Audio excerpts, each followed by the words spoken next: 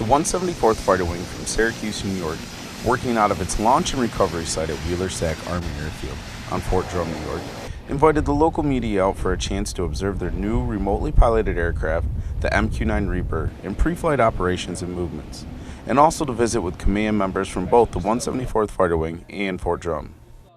On hand to answer questions about the joint effort to stand up MQ-9 flying operations and to discuss the realistic training that will help keep local Fort Drum soldiers safe on the battlefield were Colonel Noel Nicole, Fort Drum Garrison Commander, and Colonel Charles Dorsey, 174th Fighter Wing Vice Commander. But now we're entering a new era, and with the 174th actually here on the installation with us, flying the MQ-9, this just pushes us that much farther into a great training environment where we're actually training the way we fight downrange. Colonel Dorsey emphasized that the importance that training with Fort Drum soldiers and members of the 274th Air Support Operations Squadron will keep them safe on the battlefield. Conducting flight operations with the MQ-9 out of Fort Drum is critical to conducting realistic joint training that keeps soldiers, such as the one stationed here at Fort Drum, safe on the battlefield.